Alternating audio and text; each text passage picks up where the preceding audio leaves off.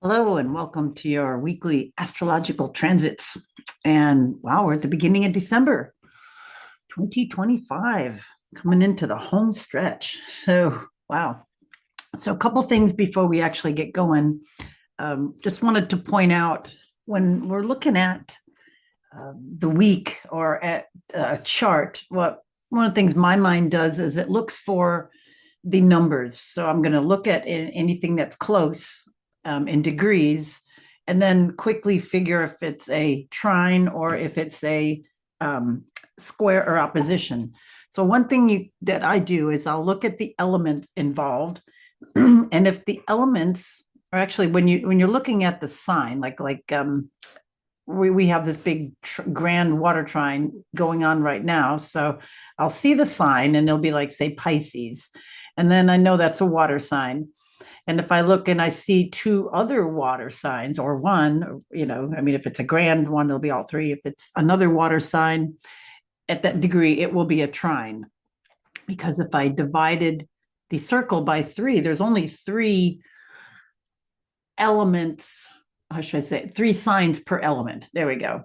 So if the element's water, there's three. And if there's fire, there's three. There's earth, there's three. And there's air, there's three. So that gives us 12. So those divisions of the circle work that way. So if you see the same element, then you can think trine. So if they were fire, then I would, the elements would be fire, fire, which would be a trine. So that's a quick way to see that. So if you go to the elements, if you see common elements, then you see the trine. If there's not elements in common, then it's qualities. Like if they're cardinal, you think of are these cardinal signs, cardinal, cardinal, cardinal, cardinal. If they're opposite, they could be 180 degrees apart, that would be an opposition. And if they were the next cardinal on either side of one of them, say, like we're looking at this one here, let's just say this is Capricorn. Either side of Capricorn, either Aries or Libra, would be 90 degrees to that sign. See, it's the next cardinal either direction. And if it were opposite, it would be that sign would be Cancer. So if it's a cardinal sign, then you know it's going to either be an opposition or a square. And then there's the other derivatives of all of these. There's, the sextile, the inconjunct, which is the quincunx. But I want you just to think about this. These are the easy ones to do. So we'll think that at first, then we can get into some other, the minor aspects like the half a square, the square and a half, blah, blah, blah, blah. So this is the easy way to think about that. So what I wanted to point that out because we have several things at similar degrees right now. And let me just do this again. I'll point them out one more time. So what we've got is a grand water trine that is in aspect, and it will be here for a little while. We know Saturn and Neptune, they've been there, back and forth. In the end of Pisces, they dipped into Aries a little bit and then back into Pisces. So here's one part, these in the North Node, actually in Pisces. So that's one part of it. And then the other part is Jupiter, which is in a sign for a year. So it will be in Cancer for a year. And then we have had this whole crew going through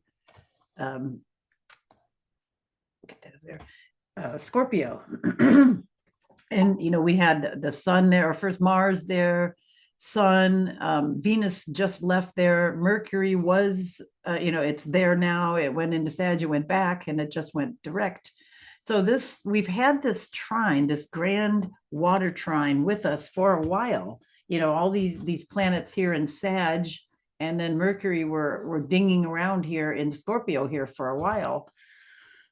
And we've had the planets in Pisces for a while, and then we've had Jupiter in Cancer for a little bit. So we've had this trine, especially with the planets now in Scorpio in here for a while. So what, right? But it is like an ease and a flow of emotion. of watery type energy, of acceptance, of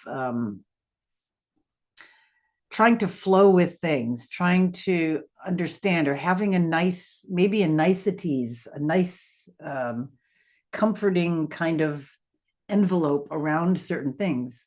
But excuse me, this is going away. So let me just move on ahead here. Move that out. But we have this, we're going to still have part of this trine. We'll have Jupiter over to Saturn and Neptune for a little while. So they're mainly outer planets. And Jupiter, even though it's not totally outer, it's a large planet and it's not one of the inner ones. So we still have these kind of outer affecting the inner influences. So this is one that we have going on at these degrees. And let's just get another one, color. Okay. Other things that are at this degree. Okay, so let's look at these. All right, so we're gonna have to look at those planets. And well, there's Chiron over here, which is, again, I don't like to do a whole lot on this right now because there's too much in a week. But part of the wounded healer is here with that, and it's important. But there's too many other things to talk about. We have Uranus at 28 degrees, and that's Taurus. We have the Jupiter we just talked about at 24. We have Mars going into late degrees here, so now we'll start to see some later degrees over here, and then we also have Mercury going through it will continue. It just went direct to go through the later degrees of Scorpio. So what does that mean? Well, we've got, this, the grand water trine we just talked about. we'll have, what's the other thing I really wanted to tell you about with all this? There's so much going on. With Uranus at 28 Taurus, that being, it kind of it's like holding back the energy. Uranus wants to be expansive, explosive. It wants to be free. It wants to bring things in suddenly. It wants to be unusual.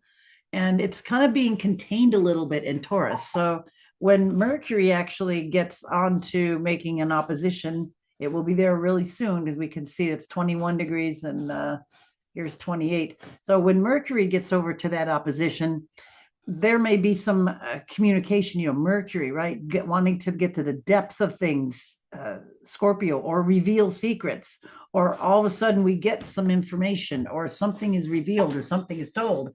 And it doesn't have to be exactly when it hits the 28 degrees. It's, as it's coming in. And then Venus just went through that path. The sun just went through that, mating, all of them, and Mars, as well earlier, all made those oppositions to Mercury. And now we'll get the last one with Mercury. And it will also be in that grand trine and that opposition over here as well. So that is very interesting. And that is coming in. So things coming out, things being told, things all of a sudden maybe being revealed, maybe things coming to light, things maybe you were stuck on, or didn't know how to say, or didn't know how to phrase, or didn't want to bring up, can be now brought out. So that's really big. So that's kind of like the whole gist of the week. But we have some interesting things, like now that Venus just changed signs. In this last week, we had two planets turn direct. We had Saturn on Thursday, and then we had Mercury over the weekend, and then we had Venus changing signs. So quite active, quite a different feel and flair to the energy. And this trine is still in place. But we also have Venus now, as it just entered into the new sign, making that tense kind of, I don't want to say tense, but it's like an interesting aspect over there with Pluto. It's two signs away. It's a sextile, but it's more agreeable, more harmonious, but it's still a depthy, investigative, deep, um, wanting to know, wanting to get to the bottom of something kind of energy. And with Venus, it's either, love or money. So it will find out, it will get to the bottom of it. And then if we have Mercury getting closer to Uranus, that's going to be a big reveal. So don't keep any secrets. Don't walk on eggshells, or know where the back door is, kind of energy coming up with this. So Venus there today, actually it was just earlier today, it was at 1 degree and is at 2. It's just now passing that sextile. Coming into Wednesday, moon changes signs. We're just getting, well, before the moon changes signs, it's just getting to the last little bit of Taurus. So right before the moon changes into Gemini, I mean, it's just kind of getting sort of itchy. It likes to be there, but it's getting close to Uranus. And then it's getting close to the full moon as well. But being close to Uranus, it could be something sudden emotional, something sudden emotional security, something sudden emotional security is jolted or challenged or brought to light. So that is definitely in the mix coming up Wednesday. And then the next day the moon goes over that and then into Gemini, and it gets kind of loud and radical and noisy again with that, the emotional. So something could be emotionally disruptive, maybe, especially since the moon just, would have been in Taurus and then goes into Gemini. So there's maybe a freeing of energy. The moon is important, through the week. It's kind of like our cornerstone, our hold. And this week it's into that primal area of the chart again. It started out at the end of Aries. It's going, Taurus, Gemini, Cancer. That's all in that bottom sphere. That's still on that left side of the chart. It's still you. It's all about you. It's in your development. And then this is the stuff that's kind of underneath. It's kind of primal. It's raw. It's self without really getting involved in others. And, where last week we were finishing, we were the top part of the left side of the chart. It was more of, again, you as well. It was all about you, but it was kind of like your view from above. It's, more, even though it's about you, it's like, it's more of an altruistic, self-righteous point of view.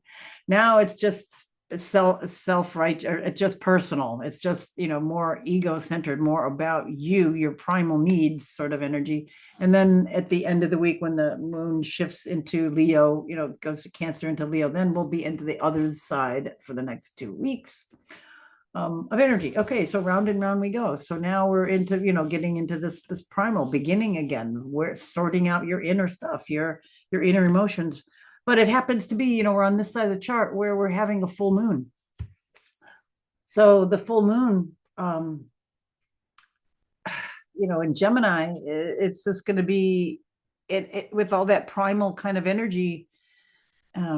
Maybe really getting to the bottom of stuff within yourself, really sorting things out, getting the communication you need, maybe getting the laptop up to speed, getting the website done, getting the book finished, getting the podcast going, getting the letter written, getting the packages sent, getting, this type of communication, getting the system upgraded, learning the new language, getting the new, it's like all of that Gemini stuff, all that communication kind of stuff is just, that's really the depth, I think, of this week, and a big part of it, and a big part of this full moon we're coming into. So coming to the full moon on Thursday, it'll be 13 degrees. Whoops, let's get hours. It's almost there. There it is. Okay, so on Thursday, I have it like 6:18 p.m. more or less. That's East Coast time. We can see the opposition there. Opposition is where the moon is being lit by the sun, so it's full. You can see it, as opposed to being conjunct, where it's with the sun, and that would be the new moon, and you can't see it. So here's our full moon culmination. We're coming to like resolve. Hopefully, you got some things solved.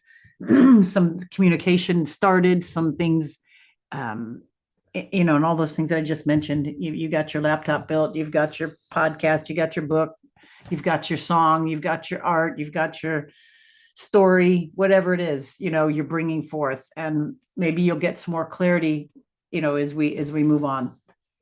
I think so. Okay, so that is Thursday. Um, and then coming into anything on that I want to tell you. Let's see.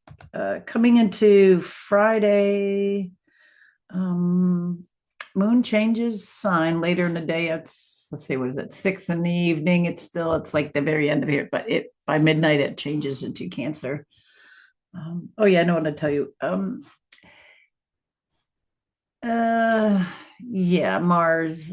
Yeah, right there. Mars and is trining over to Chiron. So Chiron, the wounded healer, Mars energy. So, and it's an arrow, and it's Sagittarius, and Chiron was like shot with an arrow. So maybe this is kind of symbolic of um, clearing up some inner wounds, using your energy constructively, getting re-inspired, recreated. You can pick something up and dust it off and get going on it again. Things that you might have shelved or put away or weren't ready for or made a change can come back, especially now Mercury direct, Saturn direct. Definitely a go for that. Things are starting to move fast. All right, there's that. And then let's see, Friday, anything else on Friday? Mainly that I'm going to tell you about. So then, yeah, there's the next day, the moon's in deep into Cancer. And on the 6th, Mercury in Scorpio there is going to be an pretty much exact trine. It's maybe a little bit later in the day. Over to Jupiter. And then let's see if I do this. Let's see if it gives it to us here. Oh yeah, cool. Oh, that was Mars. Okay. I want to get over here. Mercury, let's look at this one first. Mercury over to Jupiter. Yay. So philosophical, easy to see the big picture, can talk to people on all walks of life. You can also be uplifting to other people. How cool is that? Mercury. It can also investigate. It can be large investigation. It can be large, deep into family or community or home or comfort, any of those kind of mixed energies. And it's, hitting that exactly there. Mars also making an aspect over to the big planet there. It will be the next day. There it is there. It's an inconjunct. All right. So what do we do with that? It's like when you're looking at, we see these 24, and then we're going to look at the signs. Okay. So, right, we're going to go Sag, that is mutable, fire. And then this sign over here, Cancer, is cardinal, water. So whenever there's signs that have nothing in common, they're an inconjunct by one of two ways. They're either the inconjunct of the 150, which is called the quincunx, or the inconjunct right next to that sign. Because if you think, like, here's Cancer, and if we went over to Gemini or the next one to Virgo, they have nothing in common. Okay, even polarity, masculine, feminine, they're not, there's nothing in common.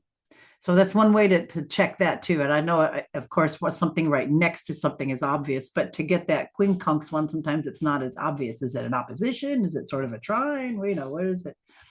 But again, if you go, okay, just learn the element and the mode. Cancer is a cardinal, water. It is our first of our summer in the northern hemisphere, and it's water. Okay, cardinal water. Think cardinal water, and it's feminine. And then we're over here with Sagittarius. It's masculine. Okay, so they don't get along. Well, they do, but I'm just giving you a grouping in your mind. And then fire. Nope, it's not going to be the same. And then this is mutable, where this is cardinal. Nope, nothing there. So that's the inconjunct. That is the adjustment. So what is that? What is it? We have Mars, and we have the big planet, and they're not seeing eye to eye. They're like, could you have misdirected energy?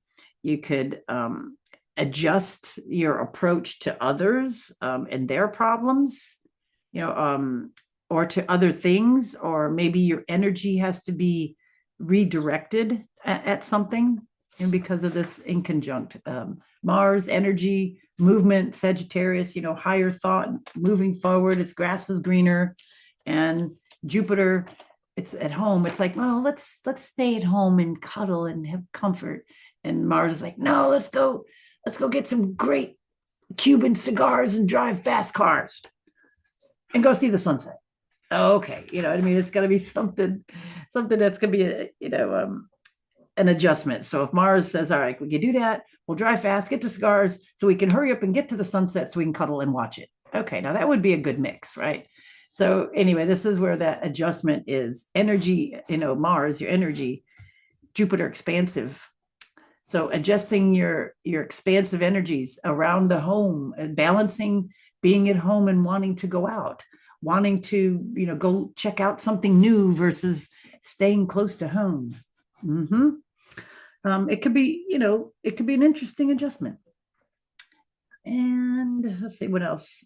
Mercury also on that day is trining. We got the perfect trine over to Saturn. So Mercury, mind, depth, Saturn, control or limiting. It could be common sense. It could be getting rid of a lot of the mercurial pie in the sky. It could be practical plans and decisions. It could be having, and then if you throw Mars in with that mix here, we've got mutable. We got mutable Mars, mutable Saturn. And then these two, the quincunxing, the communicating in the energy. So maybe being able to communicate your energy, being able to gain it or distribute it, not, I should say, evenly. You don't want it to be sporadically. Use the Saturn slow down to maybe guard your energy and to pace it. That's the word I really want. Is to make it practical, make it kind of balancing, where you're trying to coordinate, not pushing too forward, too fast, which Mars always wants to do. So there's kind of, or the square there with Mars and Saturn. It also could be something contradictory, like inside of yourself that wants to push forward with something, or you want to investigate deeper, and then a part of you is kind of holding something back too. Maybe there's not quite the piece of the puzzle that you need. So it's also developing and controlling those energy levels. And coming into, it's kind of finishing into Monday. And let's see, you can see there Mars it's perfect square right there on Monday. So it's a bit of bringing that energy in, trying to find it, trying to kind of come out of the, see, Mars is in that quincunx over that 150, that odd, can't make it work, sort of an odd ill adjustment to Jupiter, but then it gets the sort of the go ahead from Saturn. So it's almost like you do a little bit of the hard work, you put in and you try to make the adjustment, and there will be some adjustment. It will work out. So this is a intense kind of end of the week. I mean, we get that full moon, we get the nice trine, and then we get some a little bit with the Mars and Mercury and Saturn and Jupiter. So basically, those are Mars and Mercury energy and thought processes. How you can communicate. Those two aren't in the best communications with each other. The energy wants to just go without thinking, and the thinking wants to think and not go anywhere. But then we have the Saturn in trine with Jupiter, which is kind of bringing in a nice thing, and then it's making Mercury stronger, because will be right in that grand trine. So I think Mars has got to learn to pace its energy. It can't just be pie in the sky. I want to get up and do this without any forethought or without any consideration with anything. So this is, if we can get that under check, then it will all get along nicely. Beginning of the week, Moon breaks over into the others part of the chart, moves into Leo. It's done now. It's with the, way done with the full moon, and it's starting to wind down with that energy starting to wane, starting to clean up the mess, starting to clean up any of the pieces. gain things that maybe you didn't see. And then with that Leo energy coming up after the weekend, it can be a really nice start to the week. It could be a really uplifting, upbeat, move ahead, forward kind of energy, to the week. As Mercury builds slowly or quickly toward that opposition with Uranus, which we'll have next week. So it could be some surprising things also then. And then one other thing I just wanted to mention, and we'll get into it further, but I'm looking ahead and I'll probably do something for 2026. But one of the more gnarly months to me seems like July. And I'll do a thing and look at it. But just as a heads up, there's several incidences that are kind of coming into check. Of course, we have the big one, coming in on February 20th, the Mercury and Saturn conjunction at 0 degrees Aries. And when we look back, as astrologers and astronomers, to try to see when those two planets were conjunct at the 0 degree spot, we can't find it. I mean, it's like 6,000, more than 6,000 BC. I think it was, way back then. And then you still have the adjusting of calendars, but it's like a really interesting cycle. That's the beginning of a cycle, 0 degrees Aries, and there's 0 Aries, right? They walk into that synodic cycle together. Synodic cycle is the cycle, and we usually start. It could start with anywhere based on your perspective, but as a way of measuring it, we start at 0 Aries, the 0 point. And yeah, they conjunct often. What is that? Can't remember. It's like every 31, 39 years or something like that. They actually make a conjunction, but at 0 degrees, 0 minutes, Aries is just phenomenal. So that is what's one thing that everybody's jaws dropping about. But then we also have another Mercury Mars energy, and then we have it in Gemini. So I'll go over some of that when I can do a little deep dive on that. But that's going to be kind of an interesting month and a very kind of a bumpy year. So interesting aspects coming up. Use this time to get your ducks in a row, get things sorted out, get yourself more secure, get your relationships on track, make sure you know who you are. And that'll be good space. Yeah, keep your space more fluent. All right. That being said, have a good week. Enjoy the full moon. If you make any herbal tinctures, that's the time to squeeze them and to drain them off. You're able to get more of that menstruum off of your liquids. And we make them on the new moon and we pull them off the herbs on the full moon. So that being said, have a great week. Talk to you all later. Bye for now.